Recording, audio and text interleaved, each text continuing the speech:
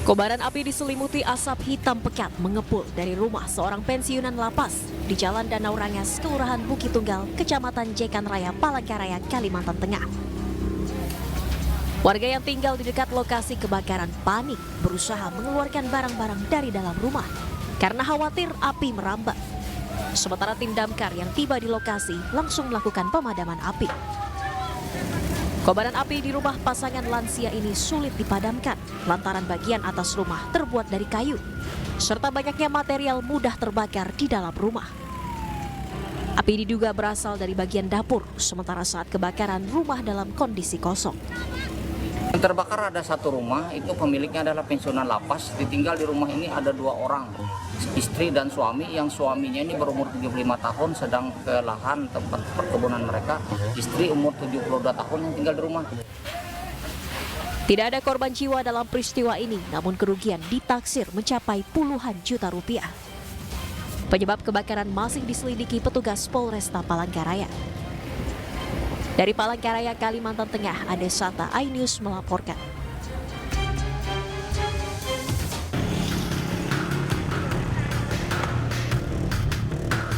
Gunung Lewotobi laki-laki di Kabupaten Flores Timur, Nusa Tenggara Timur kembali erupsi. Erupsi tercatat dengan tinggi kolom abu 300 hingga 700 meter di atas puncak, sekitar 2.284 meter di atas permukaan laut.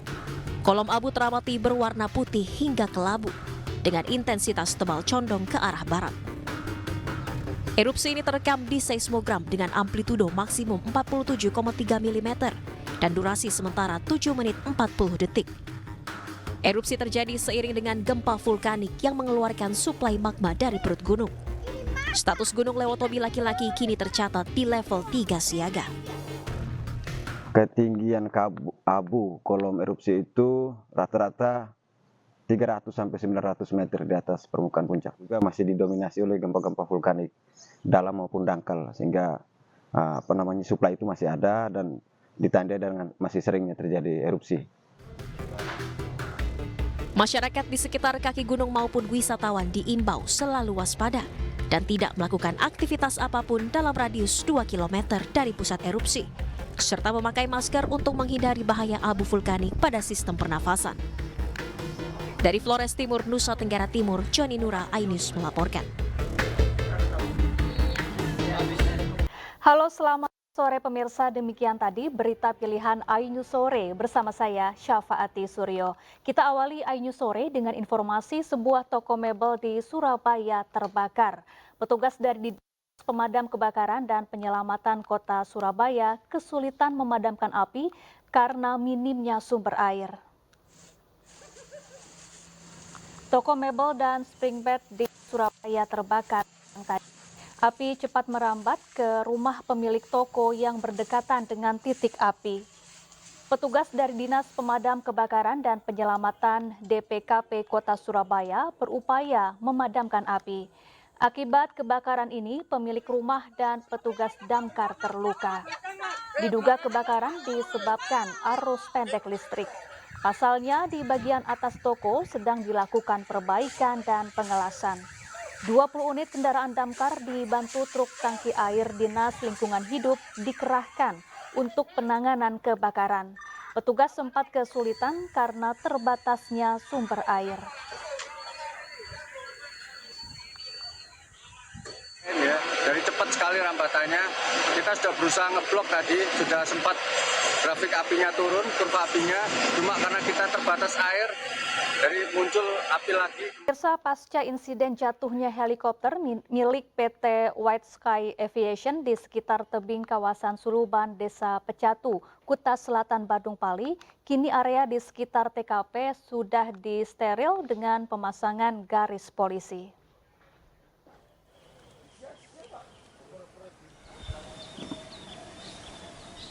Pasca insiden jatuhnya helikopter milik PT White Sky Aviation di sekitar tebing kawasan Suluban, Desa Pecatu, Kuta Selatan, Badung, Bali. Kini area di sekitar TKP sudah disterilisasi dengan pemasangan garis polisi.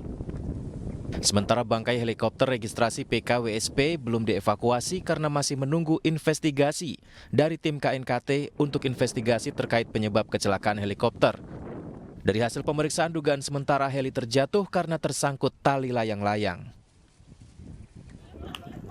Sementara menurut warga di sekitar Banjar Suluban sangat jarang ada anak-anak maupun remaja yang bermain layang-layang karena tidak adanya tanah lapangan yang luas. Saya kira bukan Pak, karena warga di sini atau anak-anak kecil di sini nggak terlalu main layangan lah, karena banyak bule di sini yang nggak suka dengar suara gowangan juga itu dari layang-layangnya. Menurut saya tidak terlalu banyak orang. Karena nggak ada lapangan luas juga. Ya. Jadi kemungkinan tali layangan itu bukan dari sini ya? Kayaknya saya nggak tahu juga ya. Kalau di sini berarti ini ya, anak-anak sini, anak muda sih jarang naikkan layangan? Jarang anak-anak muda di area Uluwatu sini, banyak yang kerja udah sekarang. Sebelum mengalami kecelakaan helikopter PKWSP tipe Bell 505 sempat terbang rendah dari arah timur, sebelum akhirnya jatuh di antara dua tebing batu kapur. Suara dentuman keras juga sempat terdengar oleh warga saat helikopter jatuh di area tebing kapur. Dalam insiden ini pilot dan keempat penumpang selamat. Selanjutnya seluruh korban dibawa menuju rumah sakit terdekat menggunakan ambulans untuk mendapat penanganan medis lebih lanjut. Dari Badung, Bali, tim liputan iNews melaporkan. Untuk mengetahui informasi terkini, kita sudah terhubung dengan rekan Dewi Umaryati di Bali. Selamat sore Dewi, sejauh ini apakah proses investigasi KNKT terkait jatuhnya helikopter masih berlangsung? Iya, Safa dan juga pemirsa, sampai saat ini memang benar dari tim KNKT yang berjumlah 3 orang masih melakukan penyelidikan terkait penyebab jatuhnya helikopter yang ada di Suluban, Desa Pecatu, Kuta Selatan, Badung. Dan untuk mengetahui lebih lengkap bagaimana kronologi awal dari mengudaranya helikopter ini sampai akhirnya terjatuh, saya sudah bersama dengan Vice President PT White Sky Aviation, Bapak Bambang Narayana. Pak Bambang, terima kasih atas waktunya dan saya turut berduka atas insiden ini meskipun semuanya penumpang selamat. Jadi mungkin bisa diceritakan Pak, bagaimana kronologi awalnya mulai dari mengudara sampai akhirnya mendapat laporan helikopter yang Bapak ini kan terjatuh. Baik, terima kasih. Pertama-tama terima kasih ya atas simpatiknya. Memang kejadiannya kemarin dengan rencana rute dari GWK terbang lokal menuju Uluwatu dan balik lagi ke arah Uluwatu ya. Namun sangat terjadi musibah ketika sudah terbang kurang lebih selama 4 menit. Heli tersebut kena ya suspeknya dengan lihat kita buktinya itu dengan tali layangan yang cukup besar melilit sehingga helikopter tidak dapat dikendalikan oleh pilot sehingga pilot berusaha melakukan emergency landing sehingga terjadilah ini. Itu. Dari informasi mungkin yang Bapak gali dari pilot, bagaimana kronologi sampai akhirnya yang bersangkutan pilot dapat menurunkan dengan seluruh penumpangnya berhasil selamat, Pak? Tentu saja ini adalah suatu keahlian pilot ya, yang dia cukup tenang, yang kami dapat informasi juga dari penumpang di mana ketika mengetahui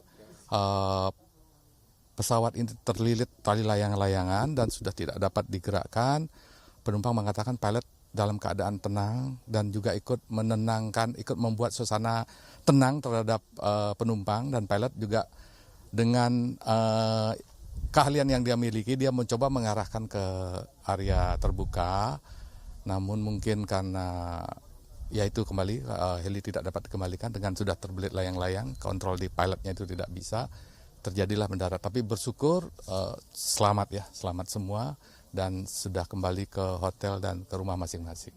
Gitu. Artinya untuk pengobatan sampai saat ini kondisi para korban seperti apa, Pak? Kemarin sempat diobservasi di rumah sakit. Yang informasi yang kami dapat, kami juga tadi sempat nengok ke hotel. Beliau juga sudah artinya sehat lah, bisa ngobrol, bisa jalan normal. Kru juga normal, istirahat. Semua penumpang normal. Mungkin apapun habis kejadian pasti ada rasa trauma begitu ya, perlu perlu waktu untuk bisa kembali seperti semula. Tapi secara fisik luka ringan. Dari informasi Otban, heli ini masih layak terbang dan kemarin baru dikeluarkannya surat layak terbang pada bulan Juni lalu. Seperti apa Pak kondisinya saat ini dan kapan proses evakuasi akan dilakukan? Ya, kondisi heli sangat layak terbang. Ya, sangat layak terbang dan pilot juga semua masih valid semuanya. Hasilnya dari medek, dari mandatory training semua. Nah, untuk evakuasi heli tentu setelah KNKT selesai melakukan penyelidikan, di KNKT yang memerintahkan nanti baru kami bisa evakuasi setelah KNKT selesai. Gitu. Terima kasih Pak Bambang informasinya.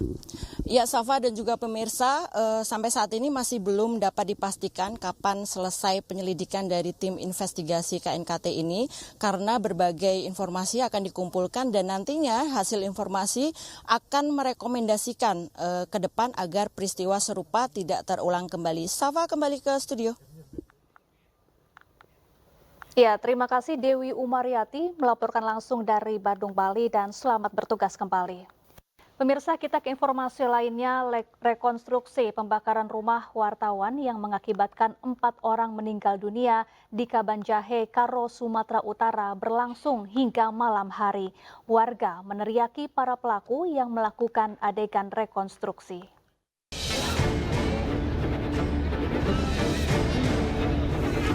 Ratusan warga hadir menyaksikan langsung rekonstruksi pembakaran rumah wartawan yang mengakibatkan 4 orang meninggal dunia. Semua tersangka dihadirkan saat rekonstruksi ini, di mana 100 orang personil gabungan bersama pihak kepolisian melaksanakan proses rekonstruksi adegan demi adegan. Saat tersangka dihadirkan, warga beramai-ramai menyoraki pelaku.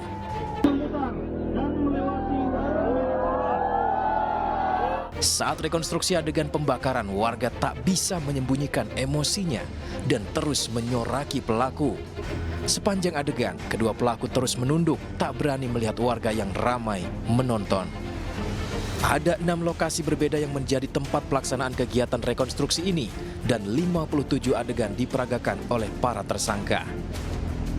Metode pemeriksaan yang dilaksanakan oleh penyidik dalam proses penyidikan tindak pidana dengan jalan memperagakan kembali cara para tersangka melakukan tindak pidana atau pengetahuan saksi yang tujuannya adalah penyidik untuk mendapatkan gambaran secara jelas tentang terjadinya tindak pidana yang terjadi dan untuk menguji kesesuaian keterangan atau saksi. Pihak kepolisian terus mendalami kasus tersebut dan belum mengungkapkan apa motif dari para pelaku. Dari Kabupaten Karo, Sumatera Utara, Eka Hetriansyah, iNews melaporkan. Pemirsa, sosok ayah almarhum Eki Ibtu Rudiana kembali jadi sorotan karena tidak pernah muncul ke publik. Ia diduga terlibat penganiayaan para terpidana kasus Vina tahun 2016 yang lalu. Terima kasih banyak kepada seluruh masyarakat Indonesia yang sudah mendoakan saya, yang sudah mendukung saya. Benang kusut kasus pembunuhan Vina memasuki babak baru. Pasca Peggy Setiawan menang gugatan pra-peradilan, maka konstruksi hukum kasus ini harus diurai dari awal. Tak tanggung-tanggung, Mabes Polri mengerahkan Propam dan Itwasum untuk melakukan evaluasi dan memberi asistensi menangani kasus ini. Sementara laporan terhadap orang-orang yang berkaitan dengan kasus ini tetap dilakukan. Setelah melaporkan Aib dan Dede atas dugaan kesaksian palsu, tim kuasa hukum terpidana kasus Vina kali ini melaporkan ayah almarhum Eki, Ibtu Rudiana. Ibtu Rudiana dibidik lantaran diduga terlibat kekerasan dan penyiksaan pada para terpidana tahun 2016 silam. Bukan tanpa alasan, sosok Rudiana tidak pernah muncul sejak kasus Vina mencuat ke publik. Hal ini membuat masyarakat berspekulasi tentang adanya hal yang ditutupi oleh Rudiana. Kita semua juga tidak mau berspekulasi apabila memang ada dugaan tindak pidana, apabila ada temukan temuan-temuan lainnya, silakan sesuai dengan prosedur hukum. Dan kita negara hukum wajib menghormati itu. Apalagi isu-isu yang berkembang juga terhadap Ibtu Rudiana dibilang isu narkoba lah, isu lainnya lah, dan lain-lain. Itu semua saya nyatakan itu hoax ya. Sepanjang yang dituduhkan kepada yang bersangkutan itu tidak terbukti melakukan sesuatu perbuatan dugaan tindak pidana dengan adanya putusan pengadilan, kita nggak boleh menuduh seseorang, harus kita junjung tinggi asas praduga, presumption of innocence, kepada setiap orang maupun itu saksi-saksi. Meski demikian, kuasa hukum terpidana yakin bahwa Rudiana terlibat penyiksaan terhadap para terpidana kasus Vina. Ini kan masalah-masalah yang sudah kusut, yang sudah 8 tahun yang lalu. Kami harus urai dulu satu-satu masalahnya gitu, untuk mendapatkan apakah itu novum, apakah itu kekeliruan hakim dan lain sebagainya. Oleh karena itu kami proses dugaan yang akan kami laporkan ini, yaitu bagian daripada rangkaian kekeliruan-kekeliruan yang nanti akan kami sampaikan gitu. Jadi kami dalam hal ini terus terang saja ingin membuat atau mengumpulkan bukti yang selengkap mungkin. Pihak kuasa hukum mengklaim memperoleh informasi langsung dari para terpidana. Mereka bercerita tentang kekerasan dan penganiayaan yang dilakukan oleh Rudiana 8 tahun silam hingga para terpidana kasus Vina babak belur. Dari Jakarta, tim liputan iNews melaporkan. Praktisi hukum Pitra Romadoni menilai pelaporan dugaan penganiayaan Ibtu Rudiana ke Bareskrim Polri salah sasaran dan menyalahi aturan. Sementara kuasa hukum terpidana kasus Vina Jutek Bongso menyebut pelaporan dibuat karena Ibtu Rudiana melaporkan kasus pembunuhan Vina atas nama pribadi. Dan berikut cuplikan dialog dalam program iNewsroom. Etik itu mungkin administrasi prosedur ya. Kalaupun ada dugaan lainnya yang diduga oleh rekan-rekan kita tadi Jutek Bongso itu ada dugaan penyiksaan, pemukulan dan lain-lain. Itu ranahnya ke divisi Propam. Propam nanti akan memeriksa anggotanya apakah benar melakukan perbuatan itu atau tidak. Itulah kewenangan pada fungsi propos tadi gitu loh. Artinya jangan juga kita melangkahi aturan yang ada dan seolah-olah kita tidak menghargai kewenangan daripada divisi Propam. Saya kira kita sebagai warga masyarakat percaya penuh kepada divisi Propam yang menangani kasus ini karena mereka juga sedang mendalami dalam persoalan ini. Karena kalau memang kita tidak percaya kepada divisi Propam, tentunya ini akan menjadi presiden buruk bagi rekan-rekan yang bertugas dalam divisi profesi Propam tersebut gitu. Oke, Pak Bongso, silakan ya. Laporan ke Bareskrim salah alamat katanya. Iya, terus nggak apa-apa. Jadi terkait dengan pemukulan itu nggak ada itu. Saya udah tanyakan langsung kepada Pak Rudiana apakah beliau itu melakukan pemukulan atau penyiksaan. Itu hoax dan fitnah. Saya nyatakan di sini. Oke. Karena beliau itu statusnya hanya sebagai pelapor dan beliau itu hanya 15 menit menanyakan kepada terpidana ini terkait dengan peristiwa tersebut dan langsung diserahkan kepada Satreskrim Polresta Cirebon ya. Jadi jangan juga kita fitnah orang lain yang. Jadi ya seperti yang kami sampaikan, kami melaporkan dugaan ya laporan palsu dan penganiayaan dan juga pemukulan yang dilakukan oleh Ibtu Rudiana beserta dengan tim ya. Kenapa kami laporkan secara pribadi bukan kepada Ibtu Rudiana adalah kita laporkan pribadi Bapak Rudiana oleh karena ketika LP itu dilakukan bukan Ibtu Rudiana melaporkan dengan memakai pelaporan form A ya, dia memakai dengan model B gitu ya, artinya adalah itu masyarakat biasa, makanya kami menempuh cara itu. Karena dia ketika melaporkan dia memposisikan. Perkumpulan Penasehat dan Konsultan Hukum Indonesia atau Perhaki memberikan bantuan hukum kepada Ibtu Rudiana ayah Eki. Pasalnya Ibtu Rudiana selama ini merupakan korban dari kasus pembunuhan yang menewaskan anaknya.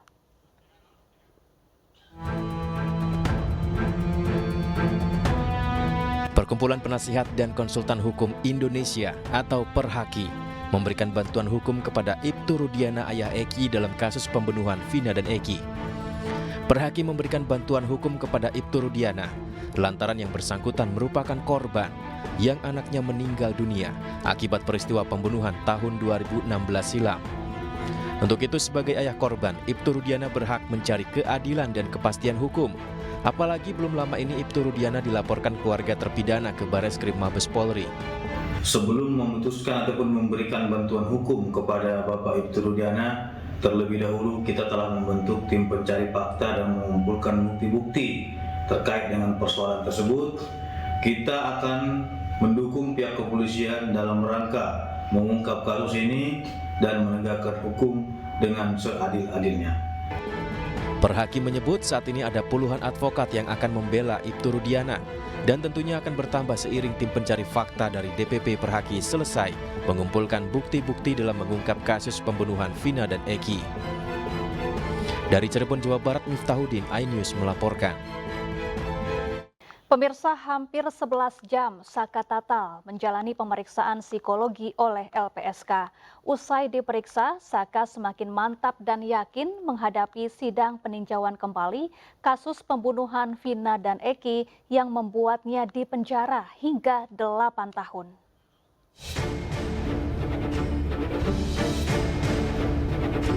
Sebelum menjalani sidang peninjauan kembali, Saka Tatal meminta perlindungan ke LPSK. Untuk itu Saka menjalani serangkaian tes dan wawancara dengan LPSK. Saka didampingi oleh keluarga serta penasihat hukumnya. Serangkaian tes dan juga wawancara terkait hal-hal yang berkaitan dengan kondisi psikologis dan mentalnya, termasuk statusnya sebagai mantan narapidana pembunuhan Vina dan Eki, telah dilakukan.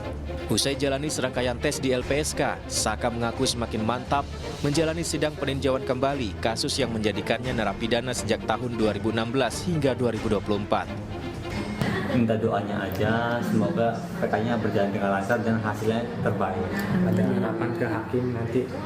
Kalau harapan Saka mah enggak, jangan seperti dulu hakim yang waktu di tahun 2016. Itu waktu Saka yang di tahun 2016 itu udah bener-bener kayak udah sidang dewasa. Mudah-mudahan apa yang Saka perjuangkan lewat PK bisa terkabul dan mengembalikan nama baik Saka. Karena saya punya keyakinan dari 2016 peristiwa itu tidaklah terjadi seperti tertuang dalam tuntutan yang 8 orang itu juga bukan pelaku pembunuhan pemerkosaan. Penasihat hukum Saka serta keluarga berharap tim hakim dalam sidang nanti bisa bertindak adil dan menempatkan Saka sebagai korban ketidakadilan sehingga sekaligus bisa membuka kasus pembunuhan Vina dan Eki secara terang benderang. Dari Bandung, Jawa Barat, Mujib Prayitno, iNews melaporkan. Pemirsa, banjir barang impor ilegal telah merugikan industri tekstil dan UMKM di bidang konveksi di tanah air. Pemerintah membentuk Satgas Barang Impor Ilegal untuk menyelidiki masuknya barang-barang impor yang melanggar peraturan.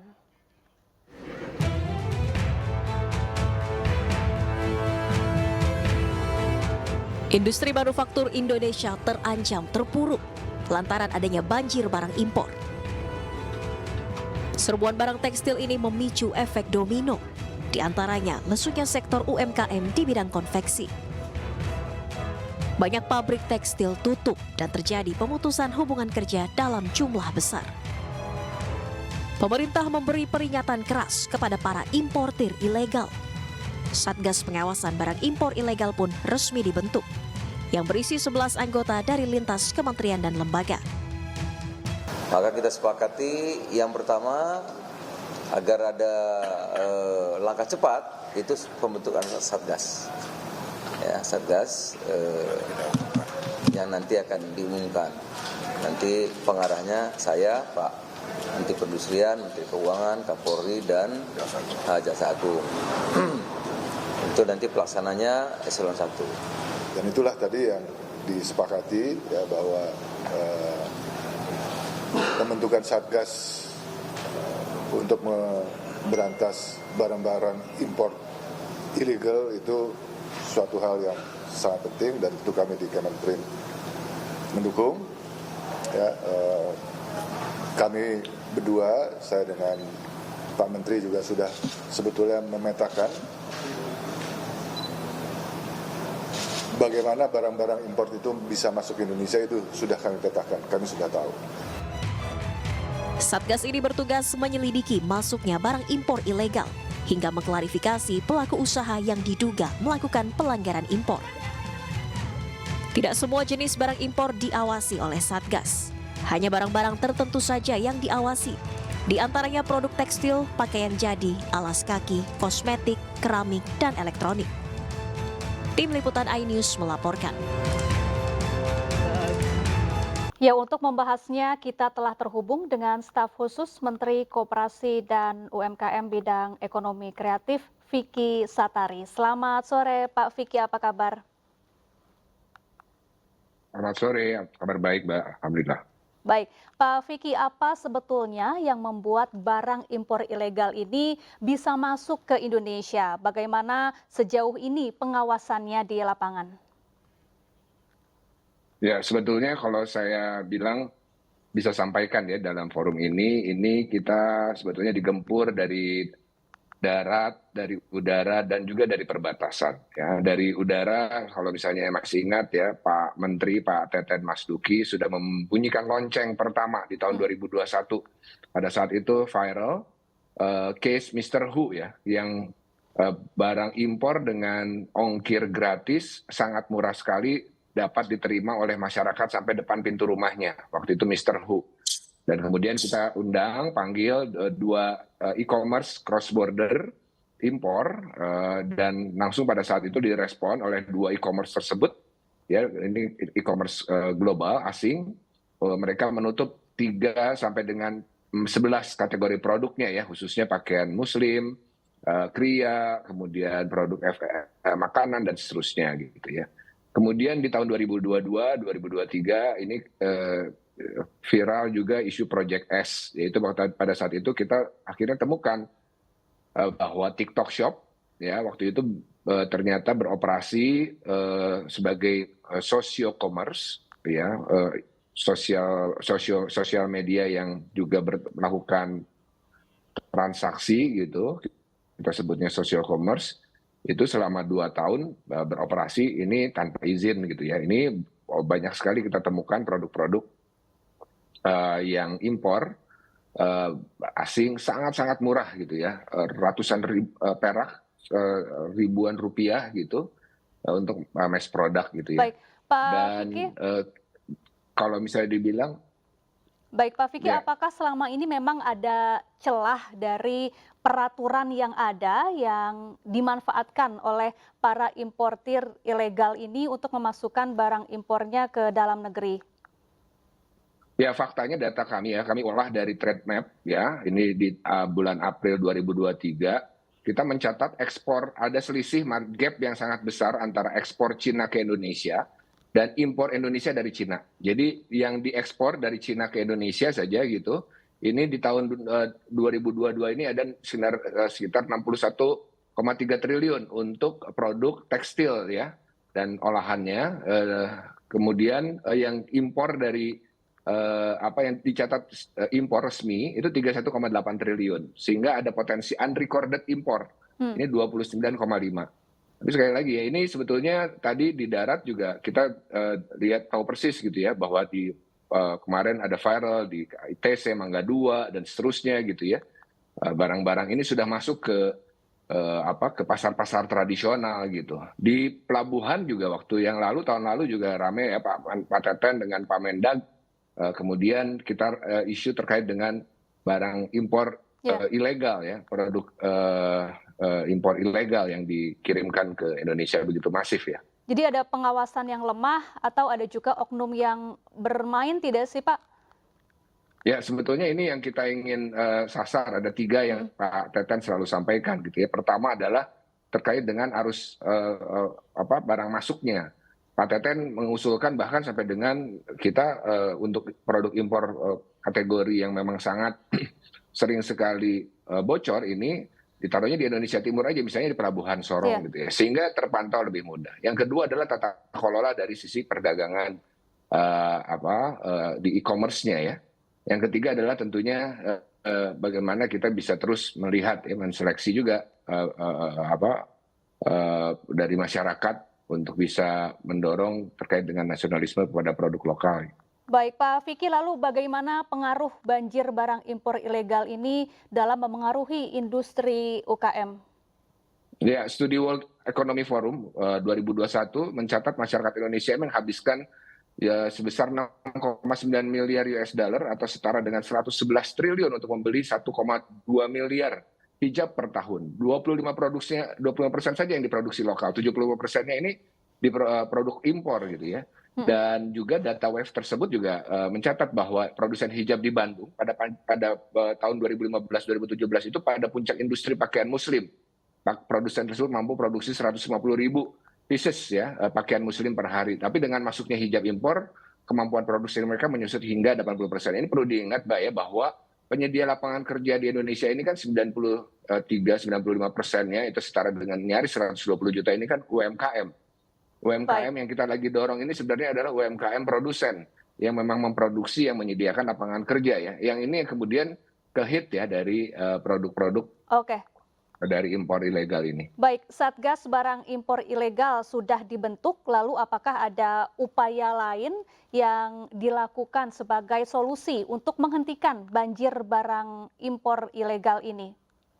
Ya tentunya Kemenko UKM menyambut baik ya inisiatif Menteri Perdagangan, Menteri Perindustrian dan yang lainnya terkait dengan Satgas ini. Sekali lagi Pak Teten terus membunyikan lonceng kondisi darurat ya produk impor. Yang kita bisa lakukan adalah bersama-sama juga khususnya memang kita ingin juga menghimbau masyarakat ya untuk terus juga menjadi bisa melaporkan apabila ada temuan-temuan produk impor yang sangat murah ini, karena perlu diingat ini membunuh secara langsung UKM-UKM kita ya yang selama ini memang menjadi penyedia lapangan kerja untuk rakyat Indonesia. Baik, terima kasih Pak Vicky Satari, Staf Sus Menteri Koperasi dan UKM telah bergabung bersama kami di iNews Sore. Pemirsa, Wakil Presiden terpilih Gibran Rakabuming Raka buka suara terkait rencana pemangkasan anggaran makan siang gratis dari Rp15.000 menjadi Rp7.500 per porsi. Sementara itu, meski masih akan dibahas lebih lanjut, namun anggaran makan siang gratis di tiap daerah bisa berbeda-beda.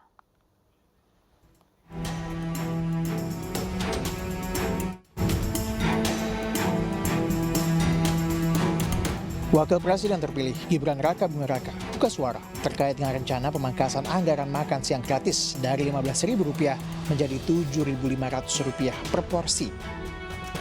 Gibran meminta publik menunggu kepastiannya dan berencana menggelar uji coba program tersebut di Solo, Jawa Tengah pekan depan. Awal anggarannya sudah ideal itu segitu dan sudah diuji cobakan di beberapa tempat, termasuk Solo.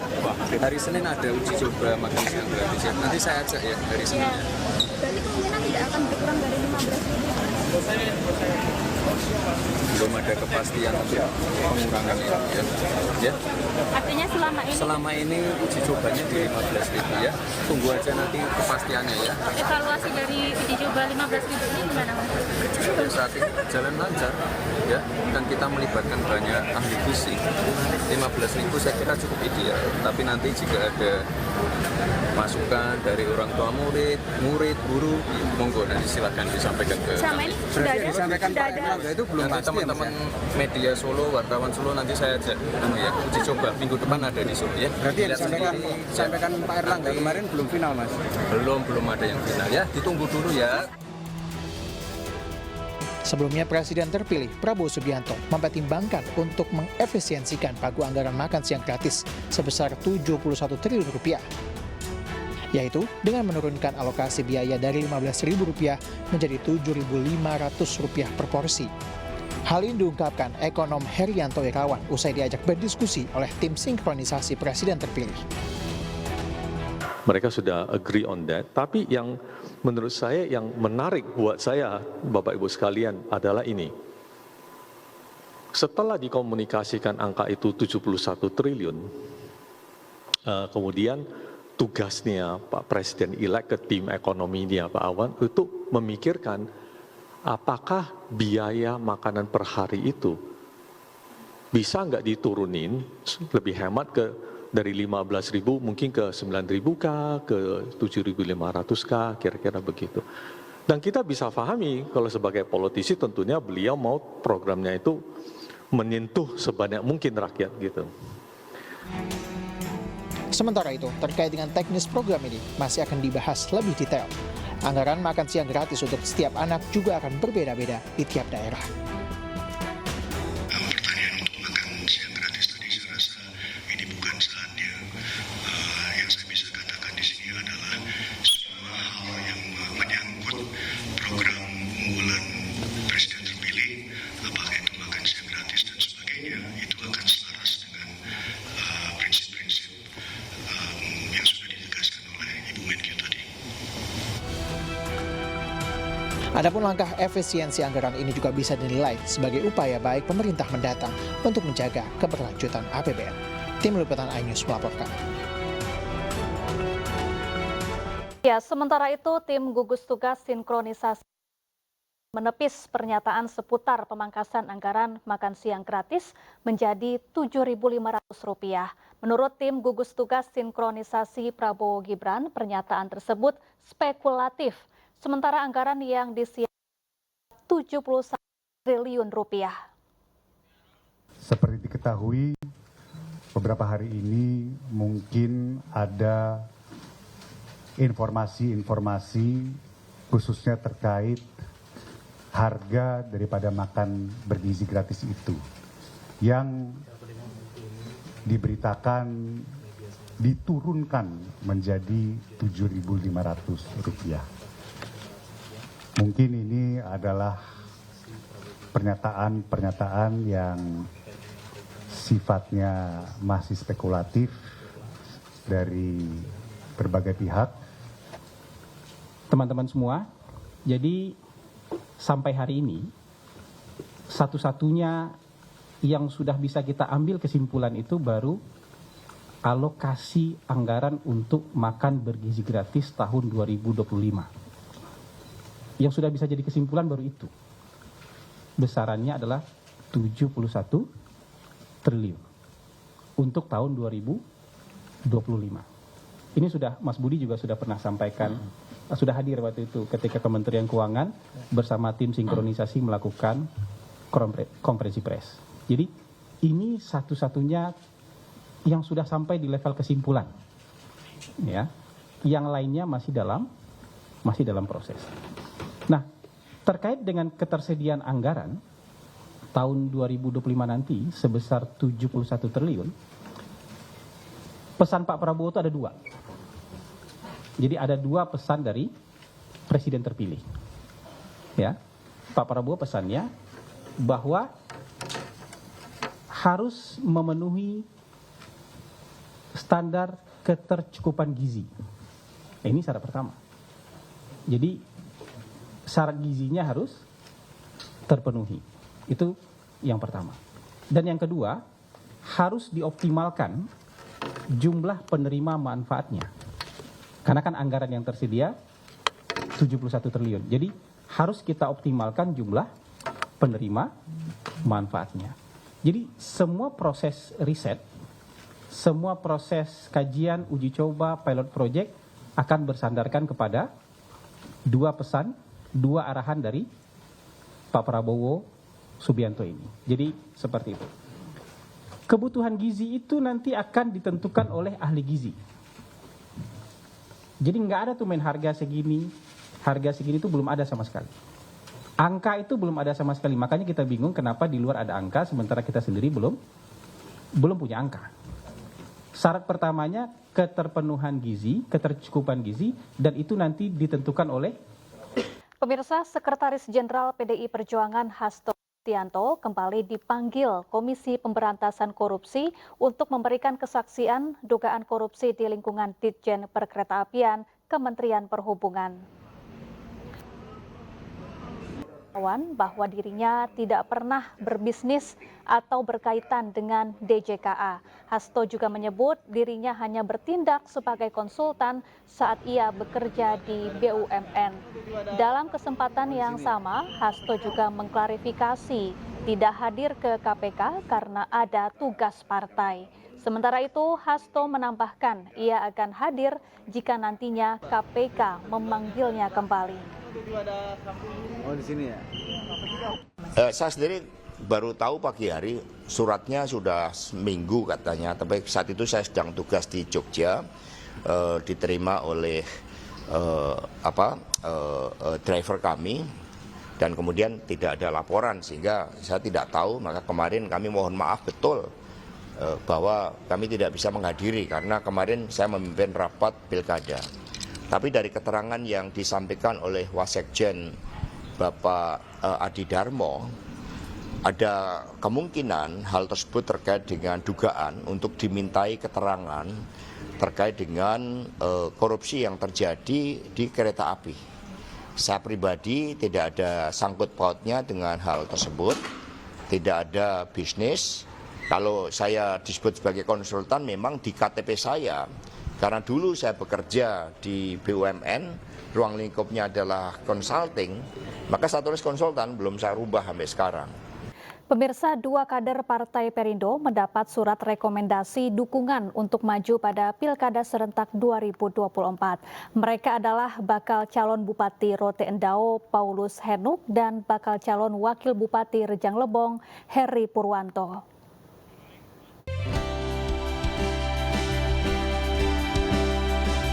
Dukungan untuk calon kepala daerah kembali diberikan Partai Perindo kepada para kader terbaiknya. Rekomendasi diberikan kepada Paulus Henuk yang akan maju sebagai bakal calon Bupati Rote Endau.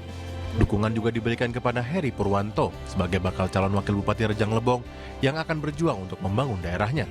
9 butir agenda perubahan yang kami akan kerjakan, yaitu Rote Amanah, Rote Cerdas, Rote Sehat, Rote Sejahtera, Rote Bertani, Rote Berdaya, Rote Akses, Rote Malole, dan Rote Harmoni. Pelayanan kesehatan kita itu menjadi prioritas utama. Kemudian bidang pendidikan jadi sudah menjadi suatu kewajiban bagaimana tanggung jawab kita untuk mencerdaskan anak bangsa.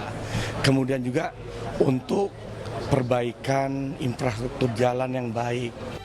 Keputusan rekomendasi Partai Perindo ini sudah melalui mekanisme fit and proper test untuk para calon. Kemarin kita melakukan fit and proper test, ini kita sudah melihat kesamaan visi nih untuk membangun daerah. Nah, semoga dan kita harapkan ini menang sehingga kita bisa terus bersinergi untuk bisa membangun daerah tersebut. Kami punya komitmen yang besar untuk mendukung. Jadi bukan hanya mendaftarkan ke KPU kemudian ditinggal, tapi kami akan mengawal selama masa kampanye. Kita juga sudah siapkan tim khusus untuk bisa menjadi bagian dari tim ses para calon ini. Partai Perindo melalui pengurus, kader, dan simpatisannya akan berjuang untuk memenangkan para kadernya di Pilkada Serentak tahun 2024. Tim Liputan iNews melaporkan. Organisasi relawan pro Jokowi mengumumkan dukungan terhadap calon kepala daerah di Pilkada 2024. Dukungan yang diberikan Projo bertujuan mendukung upaya keberlanjutan yang dibangun Presiden Joko Widodo. Ya, ada 9 nama yang didukung Projo dari sejumlah tingkatan, mulai dari tingkat kabupaten, kota, hingga provinsi. 2 nama diantaranya adalah Kapolda Jawa Tengah, Irjen Pol Ahmad Lutfi untuk maju di pemilihan Gubernur Jawa Tengah, dan Rudi Masud di Pilgub Kalimantan Timur. Mungkin selanjutnya bertanya soal dukungan Kaisang maju ke Jakarta. Ya, selamat menunaikan ibadah sholat maghrib bagi Anda yang menjalankannya. Pemirsa, adanya pembaruan keamanan pada Microsoft Windows telah mengakibatkan gangguan sistem di banyak negara. Gangguan yang disebut dengan the blue screen of death juga terjadi di Bandara Soekarno-Hatta, Tangerang, Banten.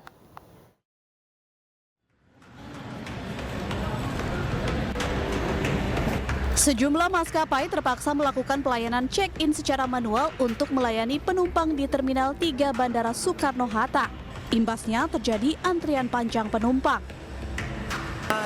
Sebetulnya jujur baru tahu infonya itu di bandara ini karena melihat antrian juga panjang banget, jadi kayaknya mungkin memang karena ada gangguan juga kurang paham detailnya seperti apa. Tapi sudah dapat informasi dari maskapai? Belum, kalau terkait gangguan Microsoft itu tidak ada info, yang diinfokan hanya delay-nya bahwa ada keterlambatan penerbangan diundur 20 menit. Sementara itu, PT Angkasa Pura II memastikan sistem teknologi dan informasi milik PT Angkasa Pura II di 20 bandara berjalan normal. Adapun gangguan sistem IT saat ini hanya dialami beberapa maskapai.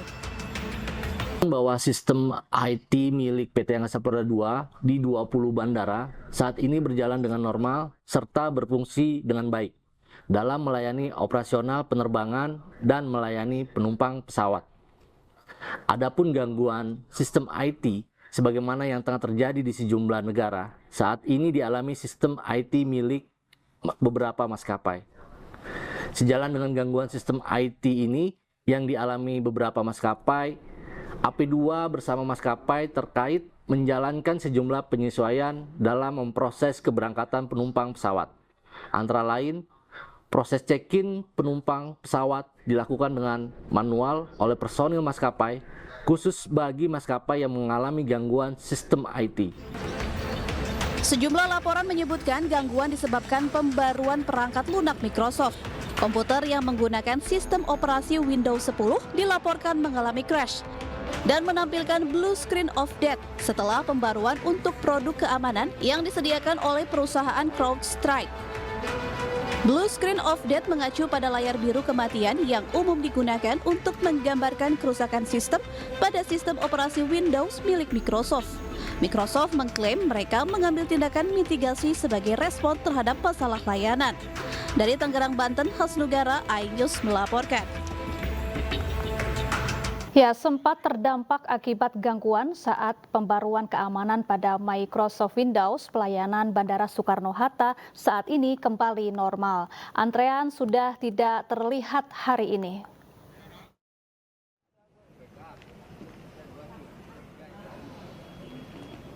Setelah sempat terdampak Microsoft Down sejak Jumat kemarin, yang mengakibatkan antrian panjang di counter check-in penumpang dan bagasi di Terminal 3 keberangkatan. Saat ini, situasi counter dan bagasi di Terminal 3 sudah kembali normal sejak pukul 4 pagi tadi. Tidak terlihat adanya antrian di counter check-in para penumpang, tidak lagi harus check-in manual. Meski begitu, sejumlah penumpang tetap merasa khawatir jika kembali terjadi gangguan. Diharapkan pihak bandara meningkatkan pengamanan sistem digitalnya. Perlu ditingkatkan lagi, perbaikan di sistemnya sendiri itu perlu sih ya. Secara ini kan udah menggunakan digital, yang dimana software itu kan adalah senjata utama kan, baru kedua ya sumber daya manusianya yang mengoperasikannya. Cuman ya kembali lagi kalau sistemnya sendiri aja lemah ya kita perlu memperkuat itu atau. Kejadian ini tidak hanya terjadi di Indonesia, beberapa negara juga terkena dampak bahkan melakukan penghentian penerbangan sementara. Dari Tangerang, Ayu Pratiwi, Jaka Samsa, iNews melaporkan.